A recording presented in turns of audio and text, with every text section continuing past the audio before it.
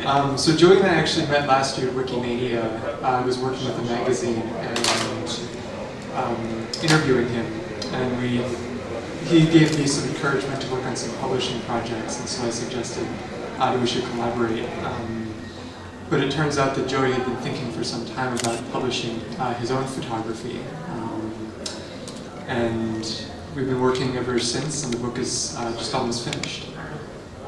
Yeah, I remember when you showed me the print magazines, the print quality and the color and everything was really, really impressive. And I remember that as a digital photographer, one of the things you struggle with is basic color management. You get a color, it's on the screen. When you print it, it's a different color, and it sort of kind of clicked because I had been struggling with printing my own images and also looking at the layout and things like that. And I realized that looking at your photos on Flickr is one thing, but having them printed out as a physical artifact, actually there's a whole other layer of creativity and art in the printing and the editorial. And I think that while online photography had gotten to a certain point, I realized that there was that for amateurs it was very difficult to take the next step. So as a pro, you would get a book deal, and you would get an editor, and you get a publisher, and you'd get a wonderful book out of it. But there really wasn't a very easy way for amateurs to take that step. And I guess I was trying to, I think originally we were talking about getting a bunch of photographers together to do it, and we tried to simplify it a little bit by doing my photos first, but that hopefully this would start a trend. Right. I have to say that I think amateur is kind of the key word. I can even describe myself as an amateur publisher, in a sense. Joey, if you're an amateur photographer. We asked Lawrence Lessig to write the foreword to the book, and in that foreword he describes a new class of amateurs that has been enabled by digital technology. What Lawrence Lessig wrote is there's a different class of amateur creators that digital technologies have also enabled, and a different kind of creativity has emerged as a consequence. And then he cites Joey as an example. And he says that, he goes on to say, digital technologies have now given us a way to see just how Joey sees the world. And so I'm curious how you, as an amateur, how you feel your own photography is connected to photography of professionals, and what you are doing as an amateur. Well, I think if you think about the word amateur, it comes from Latin, or the original roots of amateur, of doing things because you enjoy it, and doing it for the passion. And as a professional photographer, well, it depends. I think if you are an art photographer, you have much more freedom. But the average professional photographer is told to go and take this kind of shot of somebody you don't know, and it's often posed, and it's really a certain kind of it's an extension of the editorial. It's kind of a top-down editorial process. Well, again, some photographers have more freedom, but many photographers really are just doing it for work. And professional photography doesn't necessarily always equate photography that's done by somebody doing it for enjoyment. And as an amateur, I get to basically shoot people I know. I can try to capture what I want them to, what I feel they look like, and it's a kind of special freedom that I get. Like with the title Freesouls, I'm trying to capture some part of them that again, I think an art photographer may have the luxury of doing that, but not many people actually can become an art photographer. I think also the cost has gone down. So a professional photographer, the cost of digital cameras has gone down. The cost of, I used to spend, since elementary school, I spent all my time in a dark room. But just even the investment that you needed in time and energy and materials for running a dark room was really, really high. But now, suddenly you have the tools of a professional at the prices that an amateur can afford, without necessarily having an editor pushing you to do a certain kind of photography. And so in that sense, I think it's allows people to experiment in ways and do things that and also, for instance, like some of the pictures I take during board meetings, and you don't usually let professional photographers in during board meetings. And I find that the best photographs, some of them, are when we're fighting in a board meeting. Actually Larry told me to put my camera down because we were in a very heated debate. But it turns out people, when they're focused on somebody in the middle of a fight, they have a very sort of strong, focused face, which is very different from somebody who's just sort of sitting there in front of a photographer during an interview. And so in that sense, there are certain scenes that you can only take as an amateur, because you wouldn't get in as a professional. And so that also releases a whole different kind of point of view into the commons than would normally be there. Okay. I think Joey is also lucky because he travels so much.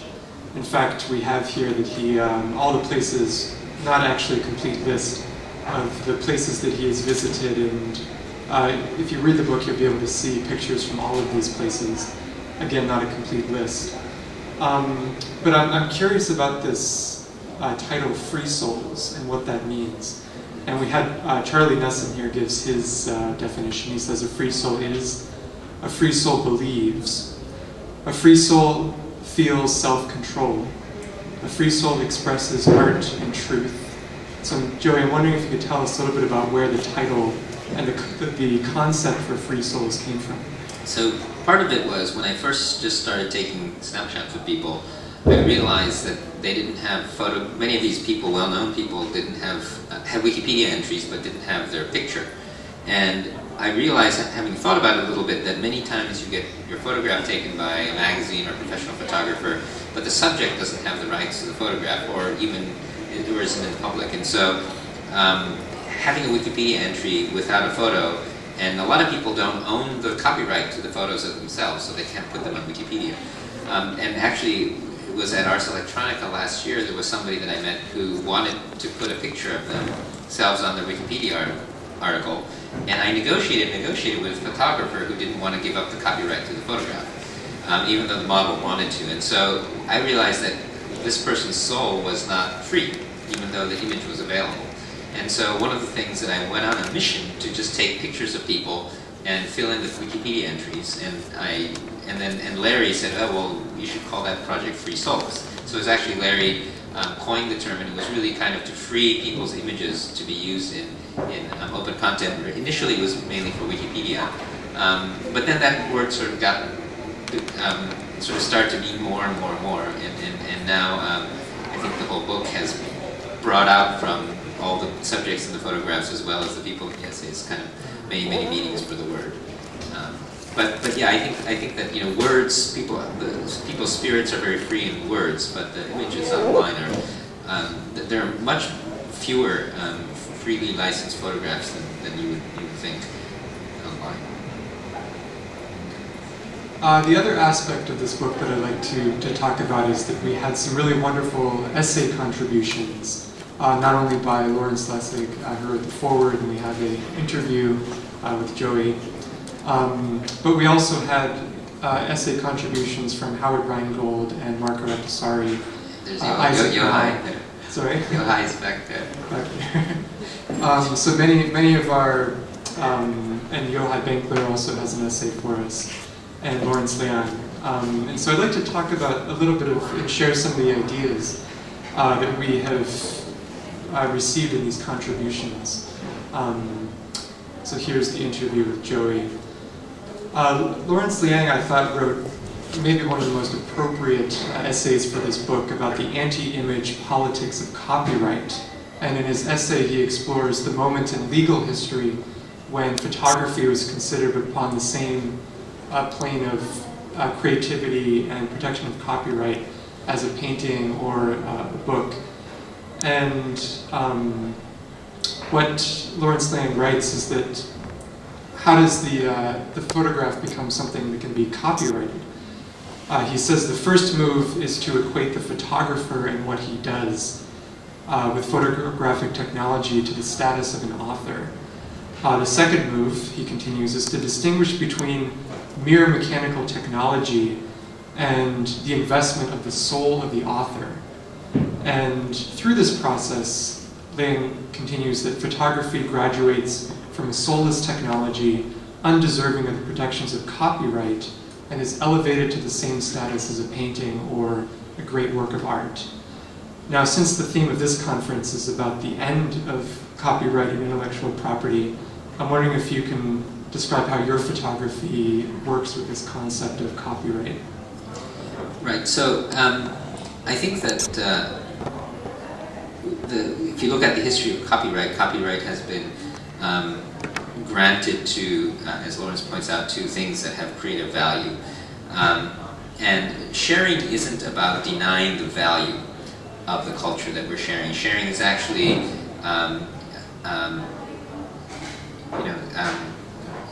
very much trying to release and increase the value. Right? So I don't know whether copyright is necessarily the appropriate sort of ultimate word for whether something has value or not. I mean, I think that it has started to become equated that way. But more appropriately, I think what it's saying is that by acknowledging the creativity of the artist or the photographer, suddenly it is something worthy of being shared and promoted and has value, because I think there are people that will argue that copyright law and the technical details, legal and technical details of copyright ought to be changed and so on and so forth. But I think very few people deny that acknowledging the value of artistic work and creativity should be obliterated, right? And so we're not really anti-copyright insofar as copyright is equivalent to value.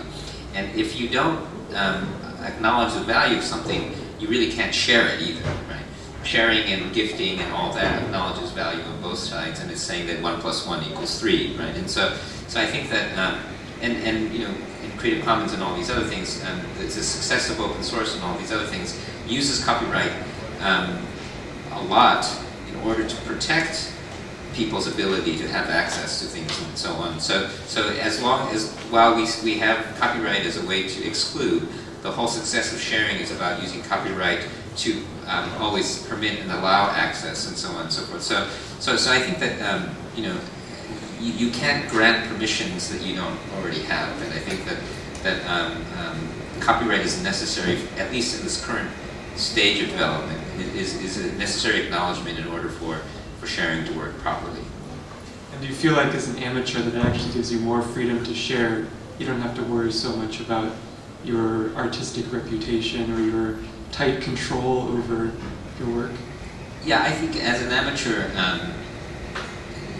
there aren't other people well, life is simpler, right? So if you are a professional and you're paid under contract under copyright law, you don't, in many cases, you don't actually own the copyright, or you may have given away certain rights, and so just you are not permitted the ability to share. But also, I think we'll talk about this a little bit later. In addition to copyright, there are a lot of neighboring rights, like model release and also privacy and things like that. And so it still is quite complicated. The photographer's copyright is just one piece of this whole puzzle. And that part, at least today, is simple, but the other stuff is actually still pretty complicated. We'll get to that other stuff in a second. I do want to introduce actually the essay that I'm most happy about publishing, which is Isaac Mao's Shareism, and because he has been talking about this idea for years, probably thinking about it for decades, I'm sure. And one very interesting point that Isaac makes in this essay, he talks about how sharing can actually be an inspiration. And what he writes is that whenever you have an intention to create, you will find it easier to generate more creative ideas if you keep the sharing process firmly in mind.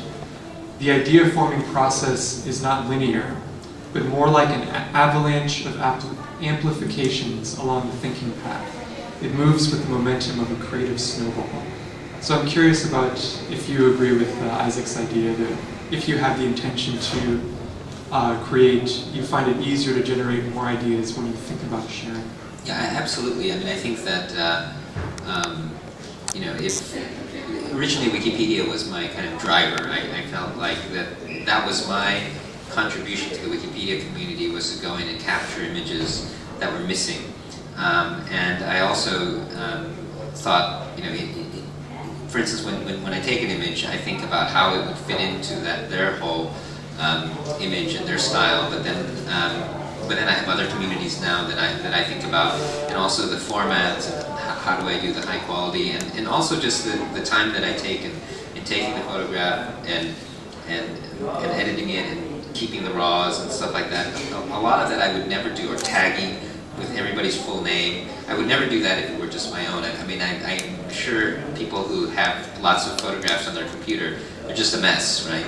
But going through 1,000 photographs and picking the 2 or 3 that are good, you know, obviously, if you're just about ego, you can also get the same kind of drive. But for me, especially by tagging, you know, and the metadata is really a pain. But it's really useful to allow other people to share. And to me, if it weren't for that, I probably would not have had the energy to do a lot of the work that I did. But you do see your work being used, and so I'm wondering if you could share some of the ways in which other people have used your work or published it, or. Yeah, so I mean, it's really great to see. Actually, the Wikipedia stuff, the more that I think back, I was publishing photographs on Flickr, and there's a tool for Wikipedians to find pictures on Flickr and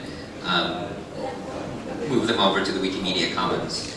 And a couple of the images that I had taken, which were poor images, were found by people and were moved into Wikipedia. So that was when I first actually realized that my images were actually more useful than just people viewing them on Flickr.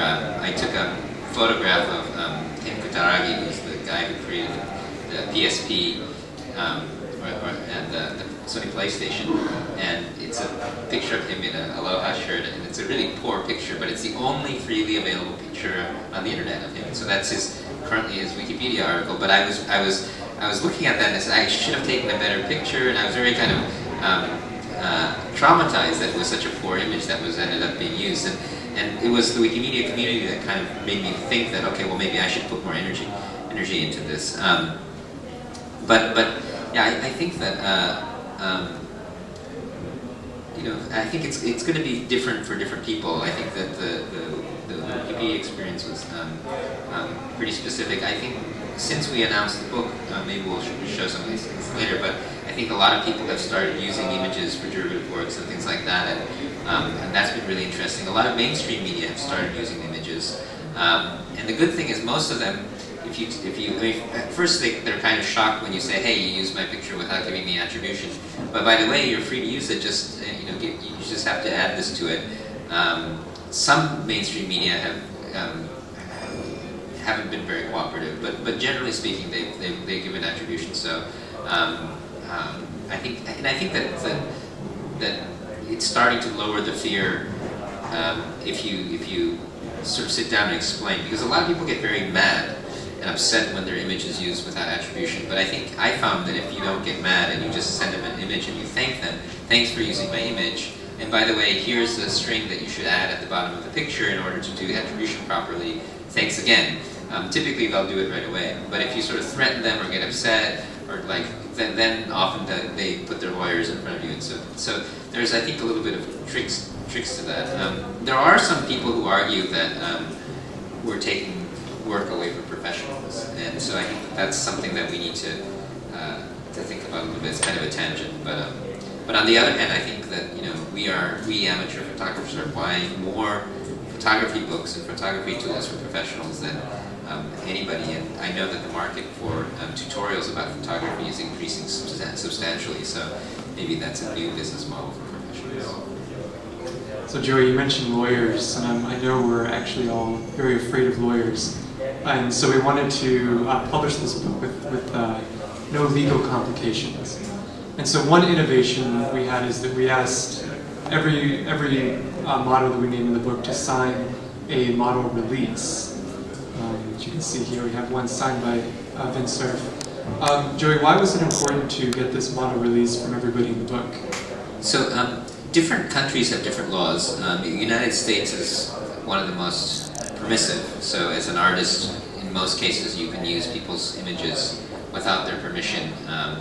But in many countries, people who are in images for privacy law, there are privacy laws, there are promotion laws, there are many laws that prevent you from exploiting people's images without their permission. And there are actually cases, for instance, where a case where Virgin Mobile used pictures that were licensed under a Creative Commons license in advertising. And basically, you can post an image to Flickr under a Creative Commons license, but that doesn't necessarily permit somebody to use that image in a way that infringes on certain rights of the model. And so the rights of the model are very separate from the rights of the photographer. And so to describe this a little bit more, when I take a photograph, there's a certain bit of creativity in the framing of the photo, the shutter, this whole process, and I own this thin slice of creativity, which is the capture of the image. But if you have a piece of furniture that's copyrighted in the image, that furniture company has a right to that. If you're in that image, in many countries you have the right to privacy, a right to promotion. So inside of the picture of the frame, there are lots of other rights. There have been cases where the owner of a mountain has asserted the rights in a photograph, in an advertisement that had the mountain as a backdrop. And for instance, I think Egypt is now asserting rights to the Sphinx and the pyramid to try to sue people who use those images in Las Vegas and things like that. So there's lots of rights, and so to be completely certain that, for instance, that you can take this picture that I've taken of George Lucas and put a lightsaber in his hand, you need the model to acknowledge that they can, in addition to the copyright that I'm granting under Creative Commons license, that the model releases all rights as well. And so the model release that we have, other than using the image for things like endorsements and advertising, things like that, you're pretty much free to use any of the images in this book for whatever you want. And so we're hoping that people will follow these photos and actually try to use them in more creative ways. And so by including this model release and making it very explicit, we are saying that we do want other people to use these photos, not just to share them, but to find new creative uses for them, whether it's Wikipedia or mainstream media articles, encyclopedias, or scholarly works. And we're going to look for reuse. And then other photographers will also publish photographs and get model releases and increase this pool. So we're trying to use this as a model to encourage more photographers and more creative people to use the same kind of thing. Now I think what I've tried to bring to this is to bring Joey's photos into print and actually to find a physical reality rather than just the Flickr page. And so we are creating a number of editions of the book. What you see here is the limited edition that we're going to do. But we're also going to put out a box set of the book, very, very limited edition. And to actually try to make a beautiful object. And so, Joy, I'm curious how, since your photography is so widely available, what does it mean for you to actually finally see a book of your work, a physical object? Well, I mean, it's definitely super exciting. I think that to sort of put it in the Ars Electronica context, we started the web sort of internet category in our system, 95? And one of the early award winners was eToy. So they were an online kind of crazy group of artists, but they were very good at making the physical artifacts. So they made these wonderful images and installations, and a lot of Ars Electronica, and my really kind of inspiration from Ars Electronica is we often, the jury gives awards to things that are completely virtual, but then we have a challenge of how do we then suddenly make this into a physical thing. And I'm always very impressed by how artists, and like you look at all the stuff here, how you can make a physical sort of manifestation of this online thing. Some people fail, but some people are really good at it. And also I think that eBay kind of shows this too, but the more we get better at the virtual, the more, like the reason I travel so much is because I have all these friends in all these countries that I have to meet because I've met them online. And the more the virtual becomes commodified and free, the more knowledge you have, but then the more the authentic and the artifact of the physical becomes more valuable. And so, when everybody suddenly knows about some artist, suddenly that art, I think the value of the art goes up, the signed edition of the book goes up, and so I think that the internet is really going to be pushing more and more the value of the physical. And and I think that Trent Lott's Ghost, you know, so this is the album before last one as well, but Nine Inch Nails released Ghost under a Creative Commons license, so the music was given away for free, and they had the signed special edition $300 box, special edition 2,500 copies, and then the $70 really fancy photo book, and all these other physical artifacts. And in 1 week they made $1,600,000 and sold out the special edition in 1 day.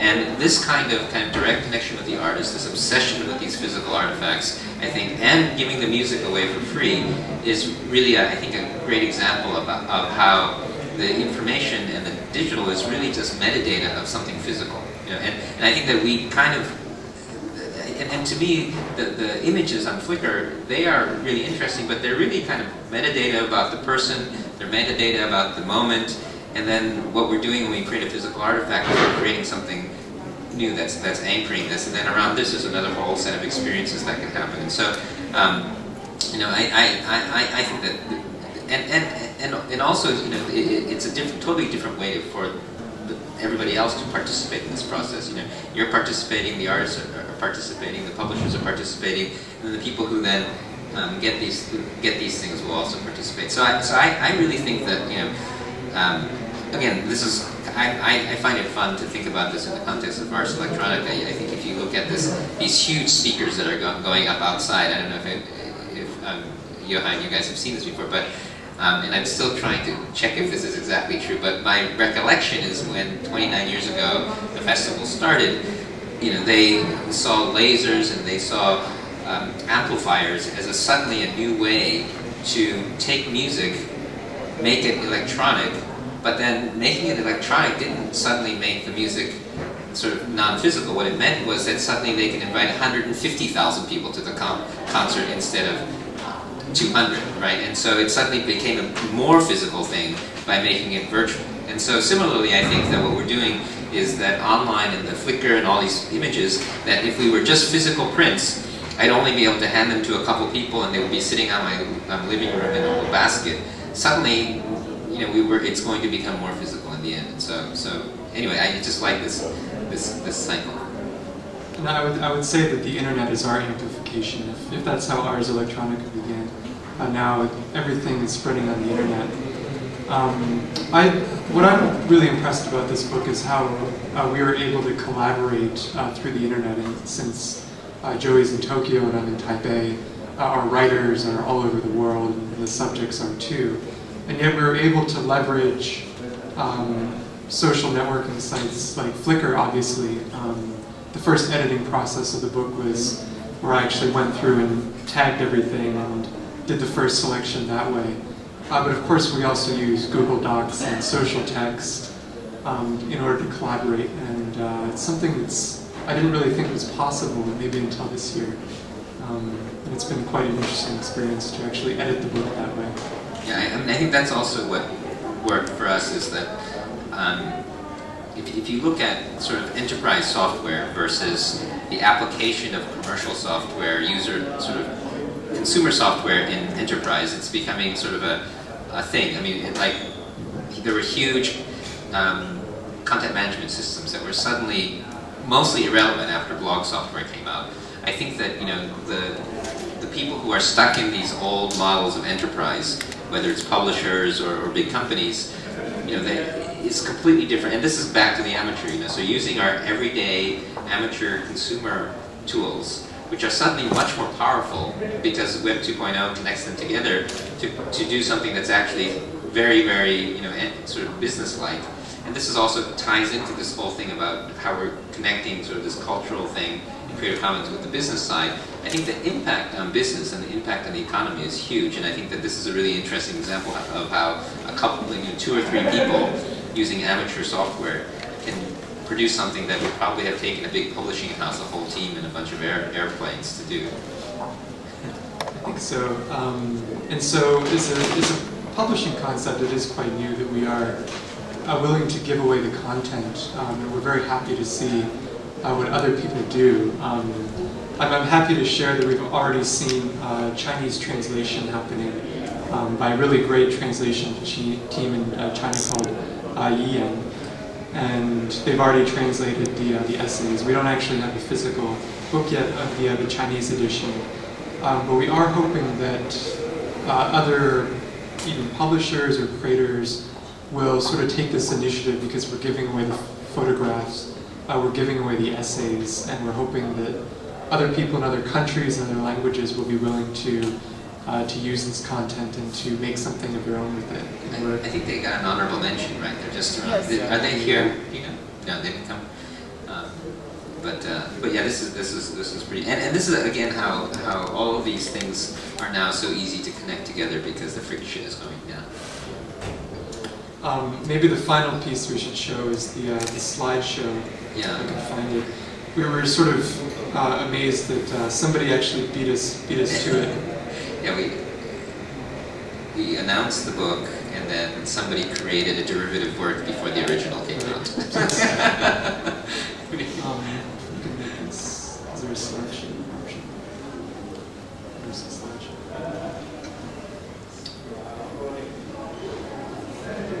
So this went up on SlideShare. It was actually one of the translators from EM. I think who put this together. Right. So we were a little surprised.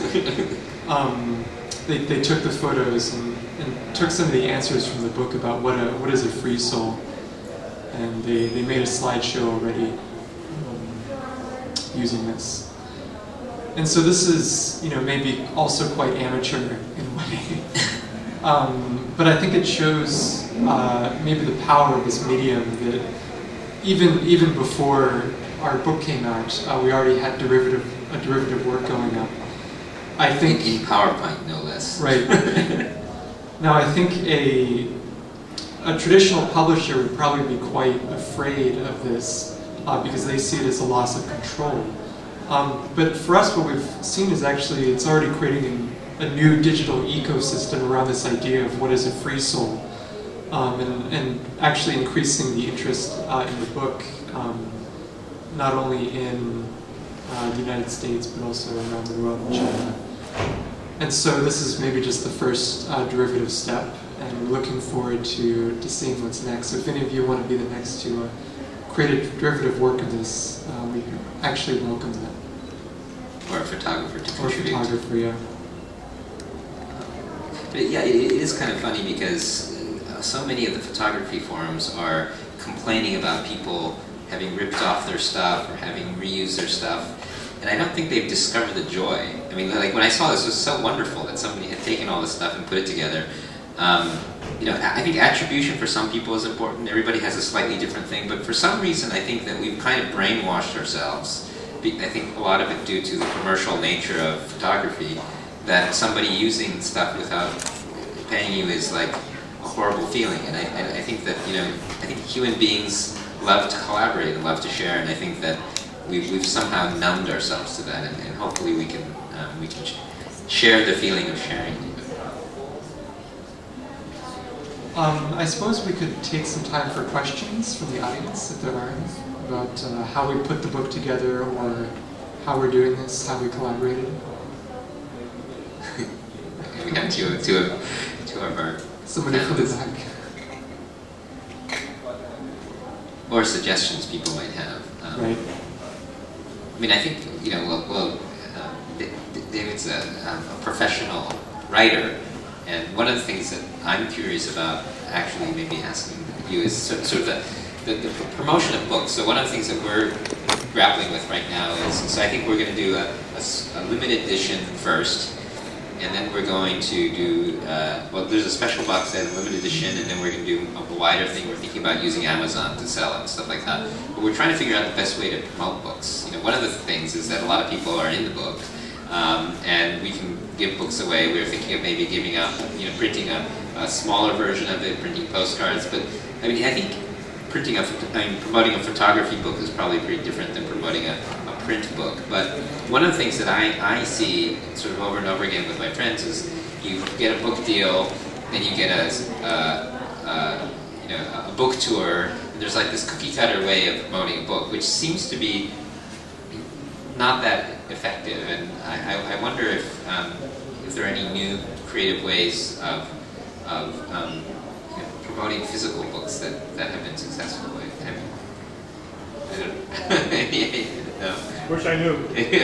Well, I think if you look at the traditional publishing and distribution model, what you see is publishing companies working with distributors and basically sending out an enormous amount of copies to as many bookstores as they possibly can, which is wasteful, bad for the environment. I think it's something that we are trying to avoid.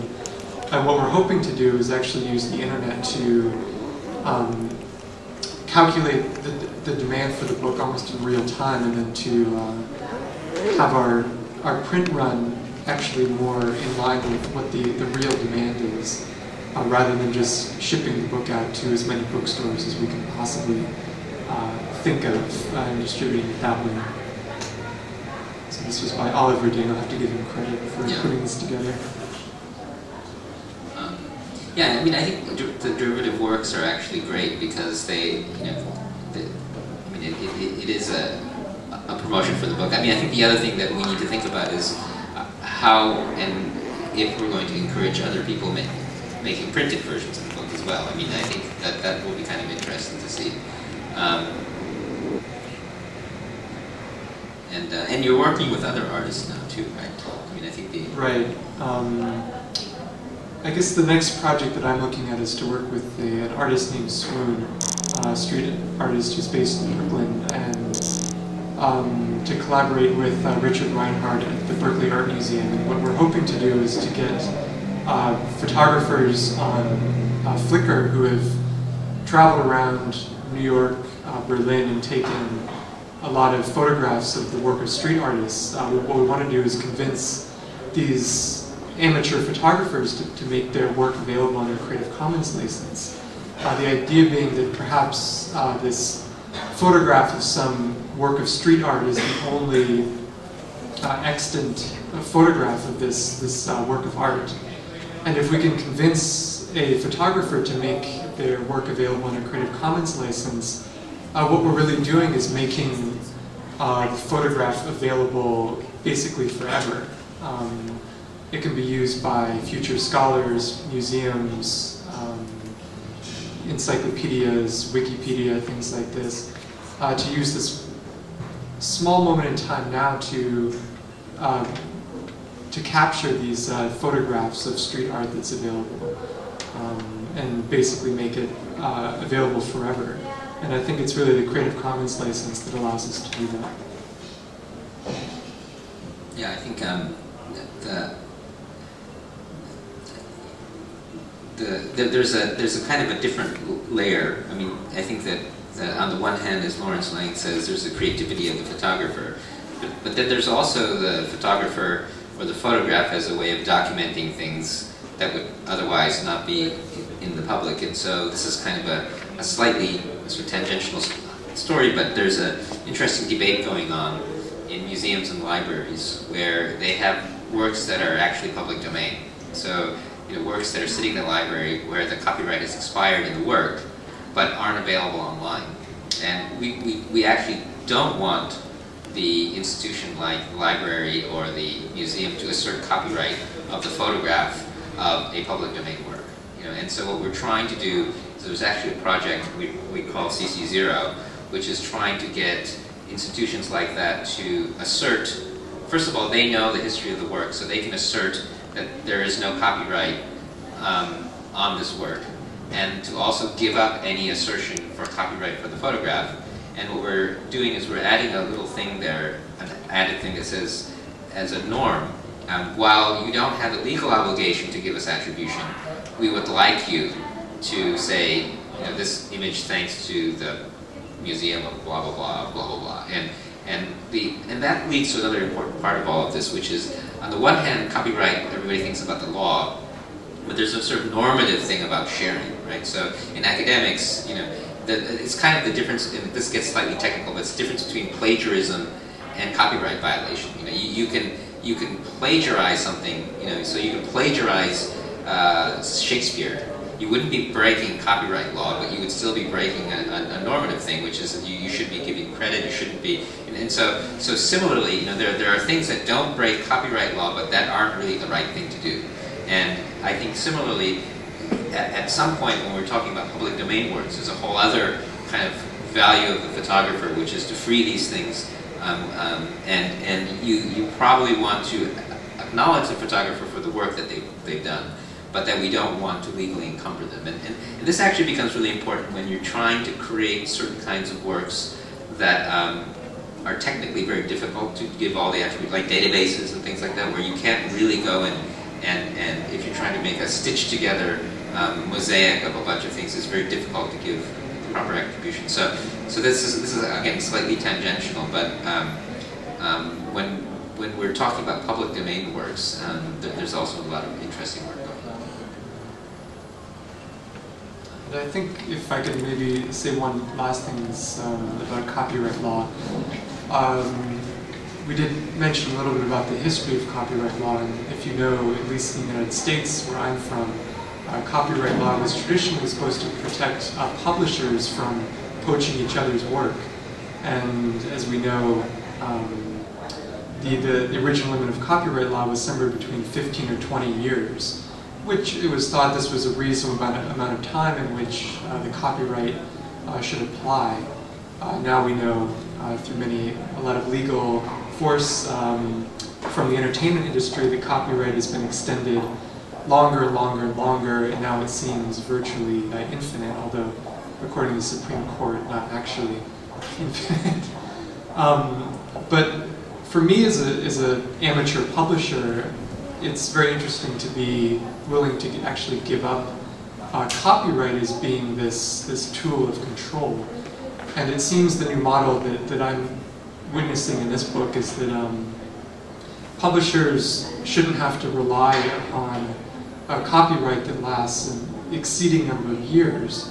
Rather, they can try to work a little bit faster and to put out projects and try to monetize it in a much shorter amount of time, much less than 20 years. You know, never just forget if it's 150 years.